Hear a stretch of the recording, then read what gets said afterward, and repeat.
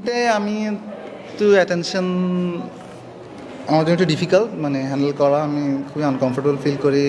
আমার কাছে মনে হয় যে অ্যাটেনশন পাওয়া উচিত আমাদের ছবিটার। সবাই পুরো টিম কাজ করছে, এত কষ্ট করছে। সো অ্যাটেনশন ছবিটা পাইলে আমার জন্য আমার তখন বেশি ভালো লাগে রাদার দেন আমি একটু ইনভিজিবল থাকতে পারলে আমার জন্য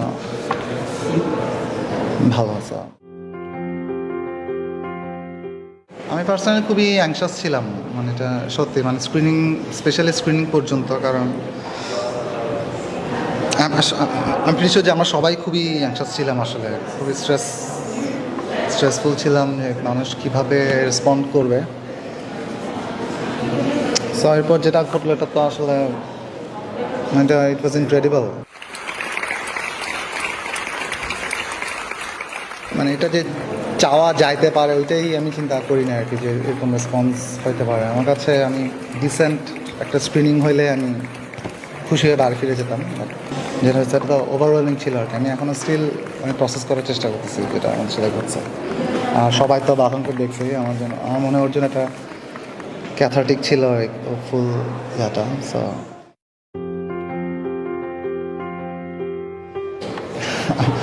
এটা আসলে অনেক বিষয়তা। ছবি বানানোর সময় তো আসলে আমরা ওইভাবে চিন্তাই করি না। আমাদের কাছে ফিল্মটা বানানোটা ইম্পর্টেন্ট ছিল। সো এখন যা হয়তো সেটা আমি জাস্ট আই ফিল লাকি আর কি আসলে। কারণ যখন আমরা একটা ফিল্ম বানাই তখন তো আসলে ওই আপনি যে বিগার ক্যানভাসের কথা বলেন ওইটা মাথায় রেখে আসলে ফিল্ম বানানো, তো আমি জানি না, আমি ওভাবে ছবিটা করি নাই। সো এখন অনেক কিছু ঘটতেছে। সো আমরা খুবই লাকি, খুবই গ্রেটফুল, খুবই অনার্ড। অ্যান্ড আমরা স্টিল এখনও প্রসেস করতেছি এই ইমোশনাল রেসপন্সগুলো। বাট ফিল্মটা আমরা যখন বানাইছি তখন আমরা জাস্ট আমাদের বেস্টটাই দিতে চাইছি, আমাদের নিজেদের মতো করে নিজেদের ছবিটাই বানাতে চাইছি। ফিল্ম রাইটিং তো আসলে এমনিতে একটা লং প্রসেস। আমি শিওর না আপনার কোয়েশ্চেনটা ঠিক মতন বুঝতে পারছি কিনা, বাট আমি আসলে কোন ছবিটা বানাতে চাই বা ওইটা ফিগার আউট করতেও কিন্তু একটা প্রসেসের মধ্যে দিয়ে যেতে হয়। আমি আসলে কি চাই, আমি আসলে কোন কোয়েশ্চেনগুলো রেজ করতে চাই, কোন কমপ্লেক্স ক্যারেক্টারটা নিয়ে আমি কাজ করতে চাই, এটা ফিগার আউট করতেও কিন্তু ওইটা কিন্তু একটা লং প্রসেস। সো আমার কাছে এটা ইম্পর্টেন্ট। আমি এভাবে চিন্তা করে, আমি জানি আমার পক্ষে এটা পসিবল না কোন এভাবে চিন্তা করে যে বাজারে কী হবে বা মানুষ কোন স্টোরি কীভাবে রিয়্যাক্ট করবে, বাইরেরা কীভাবে রিয়্যাক্ট করবে, এভাবে চিন্তা করে অ্যাটলিস্ট আমার পক্ষে ফিল্ম বানানো পসিবল না। সো আমার কাছে যে স্ট্রাগলটা ছিল সেটা হচ্ছে গিয়ে আমি কোন ছবিটা বানাতে চাই ওইটা ফিগার আউট করা, ওইটা বুঝতে পারার জন্য আমাকে হয়তো প্রায় 2-2.5 বছর চিন্তা করে। সো অনেক ড্রাফটের পর একটা আমি গিয়ে বাঁধানো যখন ইনভলভ হয় প্রজেক্টের সাথে, ওর সাথেও আমি ডিসকাস করা শুরু করি। সো এরপরও মানে কেপ্ট ডেভেলপিং, আমরা ওটা ডেভেলপ করতে ফাইনালি যখন আমার কাছে মনে হচ্ছে ওকে হ্যাঁ প্রবাবলি এই ছবিটা আমি বানাতে, এরপর আমরা প্রোডাকশানে যাই। বাট এখানে কোনো এক্সটার্নাল ইনফ্লুয়েন্স বা অন্য কোনো চিন্তাভাবনা করে লেখার চেষ্টা বা আমি করি না।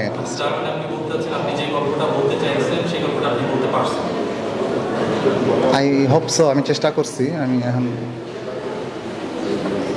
এটা আমার পক্ষে, এটা আপনারা জুরি, আপনারা ডিসাইড করবেন।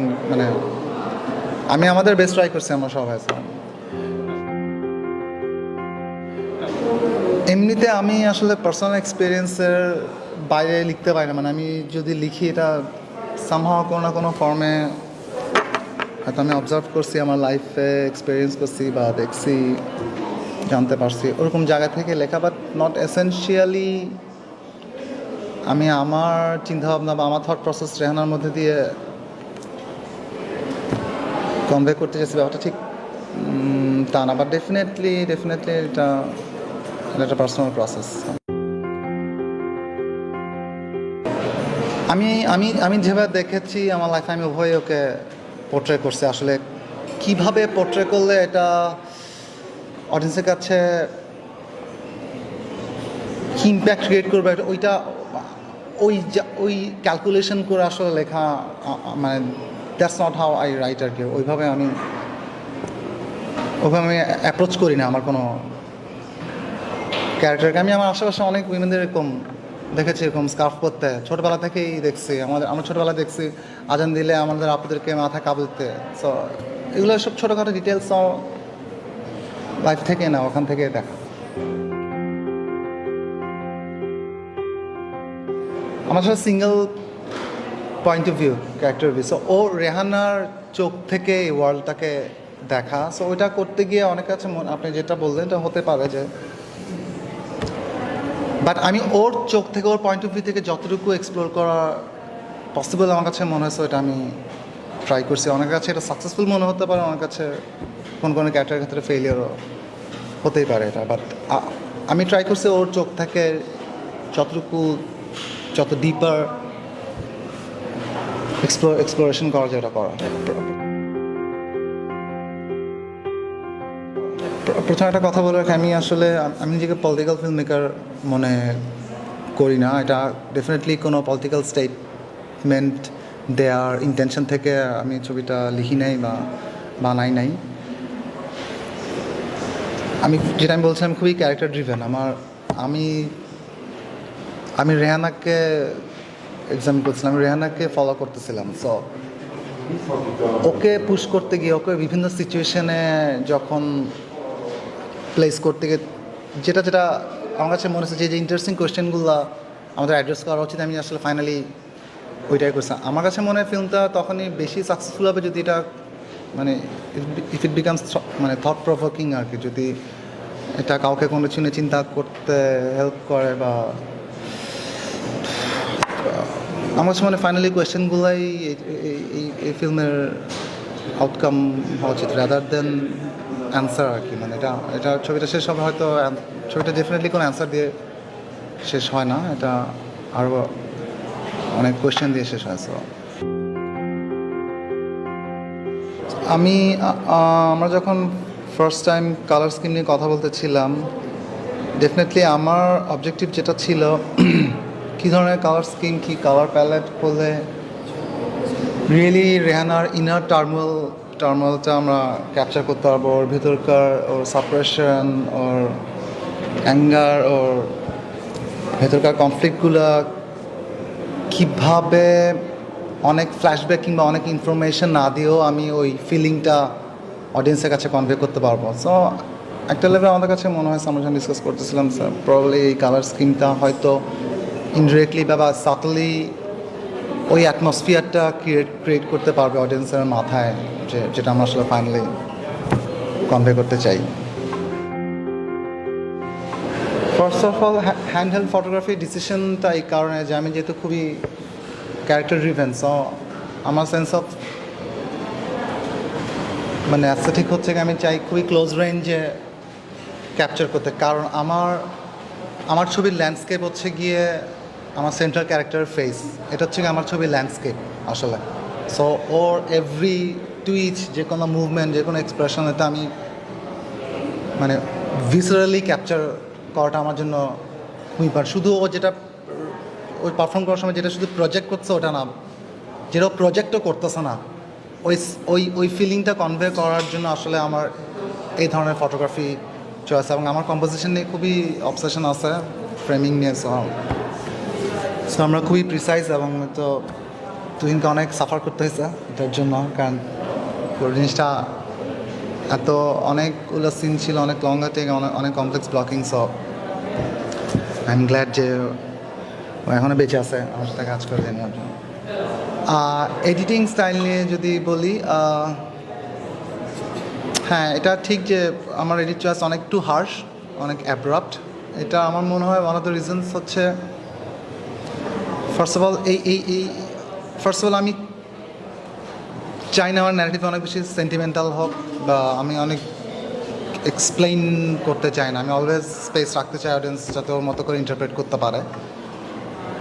সো এই টেন্ডেন্সি থেকে, এই অ্যাপ্রোচ থেকে এডিট করলে এটা ডেফিনেটলি হার্শ হবে। এবং হার্শ হওয়ার আরেকটা রিজন হচ্ছে কি, যেহেতু আমার ক্যারেক্টারের ওর লাইফই হার্শ আসলে এটা।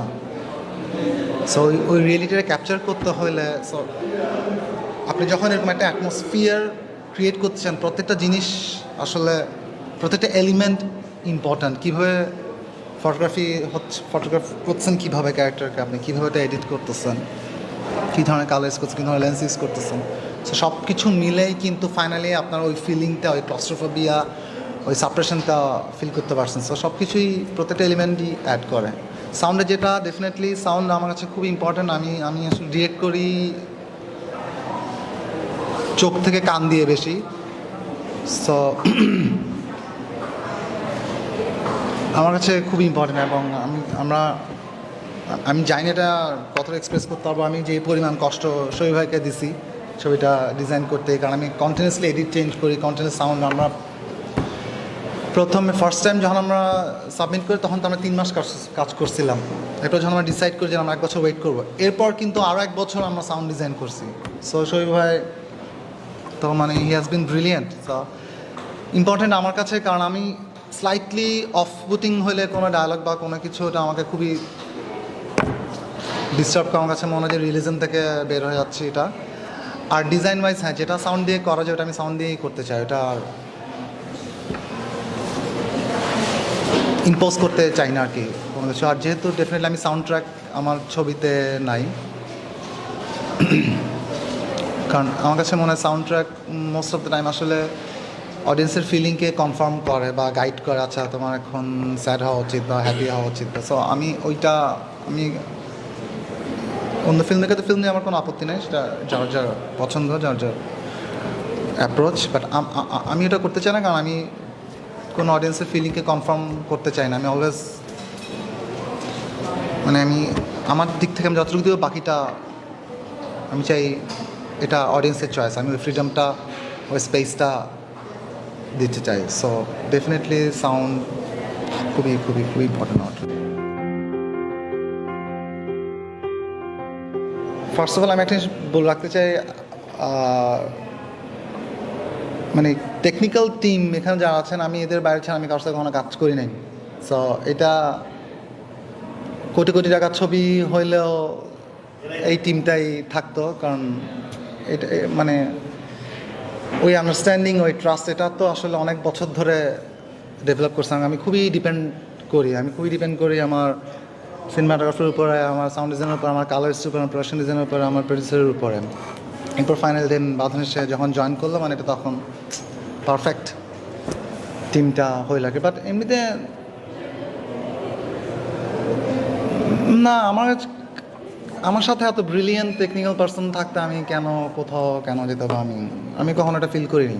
মানে কখনোই না, মানে কখনো আমার মনে হয় না একবার আছে এটা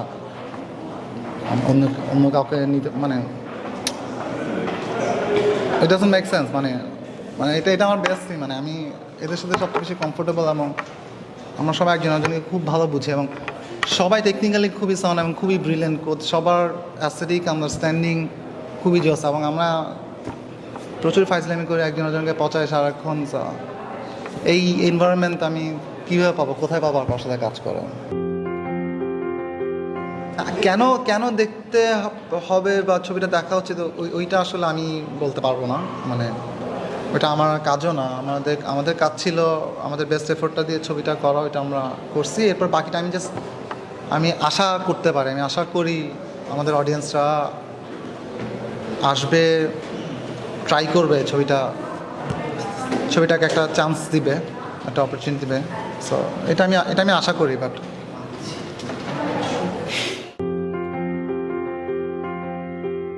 সন্তুষ্ট মানে যেটা পাইছে এটা অলরেডি অনেক বেশি হয়ে গেছে আমার জন্য। মানে ওইটা ডিল করাটা টাইম লাগবে আমার ধারণা।